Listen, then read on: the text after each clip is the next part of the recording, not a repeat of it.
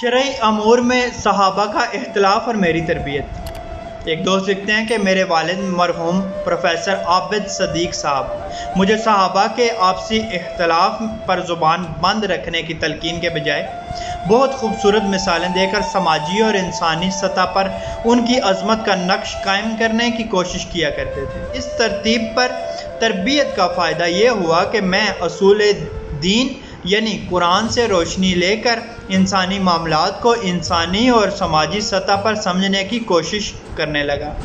اس زمن میں تبلیغی جماعت کے دو بزرگوں مولانا محمد احمد انصاری اور مولانا سعید احمد خان مہاجر مکی کا بہت کردار ہے۔ کل رات ایک پرانے قائدین تبلیغی دوست سے بات ہوئی جو میرے ساتھ 1999 کے رائیونڈ اجتماع میں شریک تھے، جہاں ہمیں 7 دن تک مولانا سعید احمد خان کی خدمت میں رہنے کا موقع ملا۔ ان دنوں کا ایک واقعہ رات ذکر ہوا، لیجئے سنیے۔ ان دنوں میں قائد اعظم یونیورسٹی میں پڑھتا تھا۔ صحابہ کرام کے اختلافات اور جنگوں کے بارے میں بہت سے سوالات ذہن میں اٹھتے تھے، اور ان کی ایک بڑی وجہ یہ تھی کہ جنرل ضیاء الحق کا جہاز تباہ ہوئے ابھی چند ہی ماہ گزرے تھے، اور یہ بات عام مشہور تھی چونکہ جہاز کا پائلٹ شیعہ تھا، اس لیے اس نے علامہ عارف الحسینی کے قتل کا بدلہ لینے کے لیے ضیاء الحق کا جہاز خود کریش کیا تھا۔ یہی سوالات میں نے ان 7 دنوں میں مولانا سعید خان صاحب سے بار بار کیے۔ شدید سردیاں تھیں اور لمبی راتیں۔ ایک رات مولانا نے طویل گفتگو کی اور بتایا کہ صحابہ کے اختلافات 2 طرح کے تھے، سیاسی اور دینی۔ بس یاد رکھیے کہ سیاسی اختلافات تو ہوتے ہیں اور ان میں اتار چڑھاؤ آتا ہی ہے۔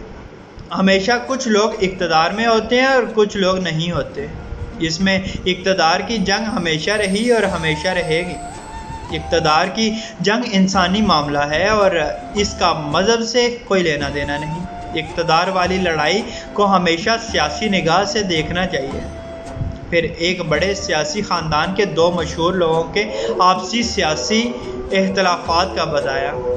اس کے بعد مولانا نے صحابہ کے شرعی اور دینی امور میں اختلافات کا تفصیل سے ذکر کیا اور اپنی بات یوں شروع کی کہ ہر نبی کی طرح نبی کریم صلی اللہ علیہ وآلہ وسلم بھی دین لے کر آئے تھے اور تبلیغ دین بھی ان کا کل وقتی پیشہ تھا۔ حکومت کبھی تھی کبھی نہیں تھی، یا کبھی جنگ جیت لی اور کبھی ہار گئے، لیکن دین کی تبلیغ کا کام ہر حال میں 7 دن 24 گھنٹے چلتا تھا۔ صحابہ نے بھی نبی کریم سے دین کی تبلیغ کا کام ایسے سیکھا کہ خواہ ان کو جتنی بھی جنگیں ہوئیں اور آپسی سیاسی اختلافات رہے، لیکن تبلیغ دین کے کام کی رفتار کبھی ماند نہیں پڑی۔ چنانچہ ہمیں صحابہ سے تبلیغ دین میں مستقل لگے رہنے کا طریقہ سیکھنا چاہیے، کیونکہ وہ لوگ گھر بار کاروبار ہر طرح کی مصروفیت کو بھی نبھاتے تھے اور ان میں سے بعض سیاست بھی کرتے تھے، لیکن اس سب کے ساتھ تبلیغ دین کا کام پہلے نمبر پر رکھے ہوئے تھے۔ مولانا نے اپنی بات جاری رکھی اور بتایا کہ صحابہ میں شرعی اور دینی امور میں اختلاف کیسا ہوتا تھا اور اس اختلاف کے ساتھ وہ آپس میں کیسے رہتے تھے۔ کہنے لگے کہ صرف اذان اور نماز ہی میں اس قدر اختلافات ہیں کہ شمار مشکل ہے۔ مثلا حضرت بلال چھت پہ چڑھ کے اذان دیتے تو ایک جگہ کھڑے نہیں رہتے تھے، بلکہ چل پھر کر اور کبھی بیٹھ کر اور کبھی کھڑے ہو کر پکار کر آواز دیتے تھے، جبکہ باقی لوگوں میں سے کوئی اذان دیتا تو ایک ہی جگہ کھڑا رہتا تھا۔ مزید بتایا کہ حضرت عبداللہ بن مسعود رکوع اس طرح کرتے تھے کہ ہاتھ گھٹنوں پر رکھنے کے بجائے دونوں ہاتھ جوڑ کر گھٹنوں کے درمیان رکھ کر گھٹنے جوڑ لیتے تھے۔ مولانا نے کھڑے ہو کر اس طرح رکوع کر کے دکھایا۔ ایک صحابی کا بتایا کہ وہ اپنے جوتے سجدے والی جگہ پر رکھ کر نماز پڑھتے تھے، لیکن اس سب کے باوجود آپ نے کبھی نہیں سنا ہوگا کہ کسی صحابی نے دوسرے صحابی کو نماز مختلف طرح سے پڑھنے پر روکا یا اس کی نماز کو غلط کہا اور اپنی کو درست کہا۔ کہنے لگے کہ شرعی اور دینی اختلافات کو صحابہ کبھی باہمی نزاع کا مسئلہ نہیں بناتے تھے۔ یہی وجہ ہے کہ ساری دنیا میں آج تک نماز ایک جیسی ہے، نہ روزہ، نہ زکوٰۃ، نہ حج۔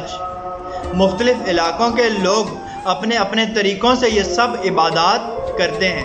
نماز کا وقت ہو تو مسلمان نماز پڑھے، خواہ ہاتھ باندھ کر پڑھے یا ہاتھ چھوڑ کر۔ جس کی نماز جس کے پیچھے ہوتی ہے وہ اسی کے پیچھے پڑھے۔ ان مسائل کو کبھی بحث کا موضوع نہیں بنانا چاہیے۔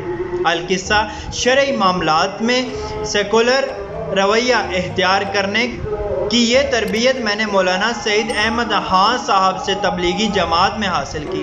وہ دن ہے اور آج کا دن۔ مجھے پچھلے 33-34 سال میں کسی کے طریقے عبادت پر کبھی تکلیف نہیں ہوئی۔ فتویٰ لگانے سے رک جانا سب سے بڑا تقویٰ ہے۔